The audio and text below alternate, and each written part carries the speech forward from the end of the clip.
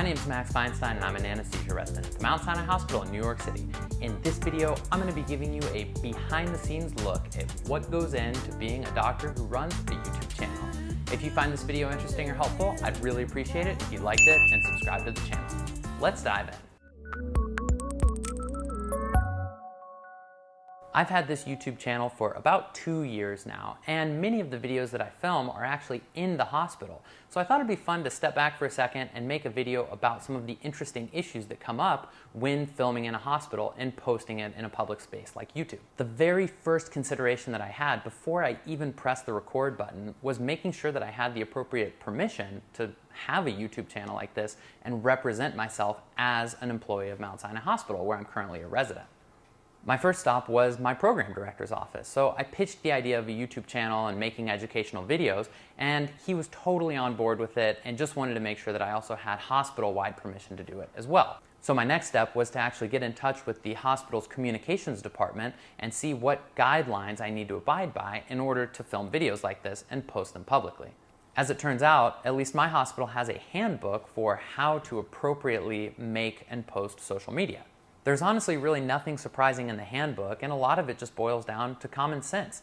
And the huge emphasis is on patient privacy and making sure that that's protected. If you've watched any of my other videos, you'll notice that there are no patients in the videos whatsoever.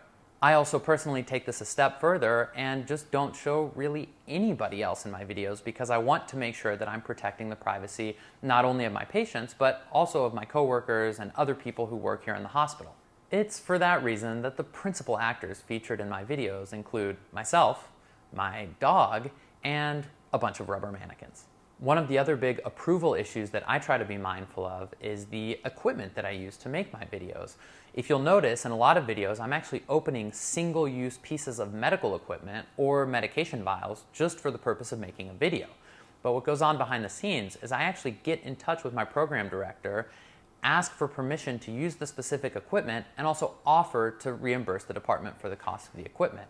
Using things like epidurals, IV equipment, airway equipment, and medications is a routine part of what I put into my videos and something that I've been given approval to use for the purpose of making them for the YouTube channel. That's another reason why I'm really grateful for the support I've received from the Department of Anesthesiology at Mount Sinai Hospital. When I got ready to start filming my first videos in the hospital, the first thing that I noticed was just how technically challenging it is to actually film a reasonable quality video in an operating room.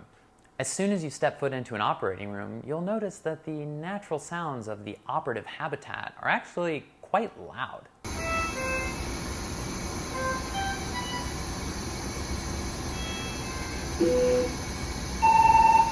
Pieces of equipment ranging from vacuum canisters on the wall to sequential compression device machines to the anesthesia monitor itself all make noise intermittently that you have to pin down before you start recording, otherwise your sound quality is not going to be great.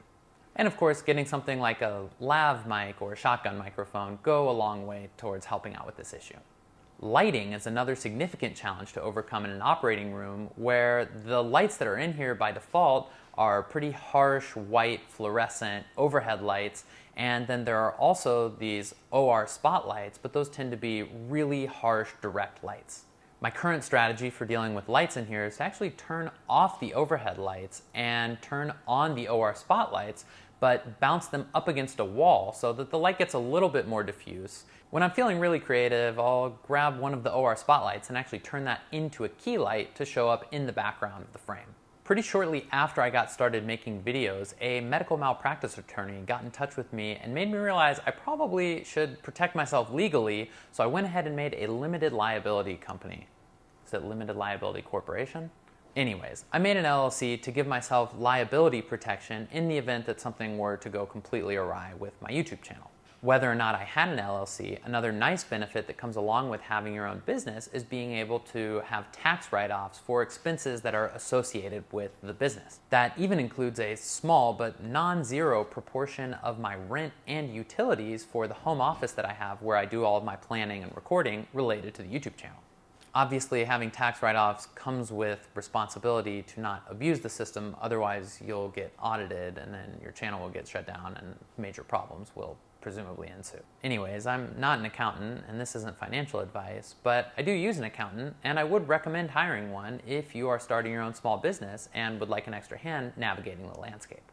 As you'll notice in the beginning of pretty much every video I make, I introduce myself as a resident, meaning I am not a board-certified anesthesiologist yet. I'm still in training. And what that means is that I'm definitely not an expert in all of the things that I bring up in my videos. So I make sure that if I'm explaining or teaching a concept, I actually hire an attending anesthesiologist, and typically one who has subspecialty expertise in a topic that I need some assistance with. When I do this, I'm essentially just trying to have a peer review process where I have somebody who is truly an expert in a topic going over my video and giving me feedback to make sure that all of the information that I'm relaying is accurate. In order to be fair to whoever I'm hiring to review my topic, I actually pay an hourly rate that's commensurate with an attending anesthesiologist's hourly rate. That's a good example of something that's a legitimate tax write-off for business purposes. The other thing you'll notice that's in all of my videos is a disclaimer that's in the description stating that this is not medical advice, which means I don't have a doctor-patient relationship with viewers of the YouTube channel, so this definitely does not constitute medical advice. And that's a really important aspect of making sure that viewers understand that. That's also why when people ask for medical advice in the comment section, I can't respond with medical advice. I may be able to just state some general facts and point people in the right direction, but at the end of the day, if someone wants medical advice, they need to talk to their own doctor. It's really important for anybody who's posting videos online, whether or not you're a doctor, to just be mindful of professionalism. For example, I have a publicly available Instagram account, and so it's not inconceivable that one of my own patients would, say, find one of my videos and be linked over to my Instagram account. So obviously the content on my social media accounts needs to be professional, but that should be the case whether or not I have a YouTube channel. The other area where it's really important to maintain professionalism online is in the comment section below. And while the vast majority of the comments that I receive are actually really nice, and I'm very appreciative of the kind feedback that people give me, there are some people who come in to pretty much just be trolls. So I'm not going to spend any time highlighting any of those troll type of remarks, but it's actually kind of entertaining to scroll through and see what some of the trolls have to say. Anyways, despite the entertainment value that the trolls offer, it's really important to just keep it professional and not respond to these sorts of comments in a way that would make you look bad. This all might seem really obvious, but there are actually quite a few unfortunate examples of doctors and medical students who have made unprofessional commentary on social media, which have resulted in disciplinary action. If you enjoyed this type of behind-the-scenes video, why don't you check out this video where I take you behind the scenes of being an anesthesiology resident on a cardiac anesthesia rotation on call. Thanks very much for watching. I'll see you next time.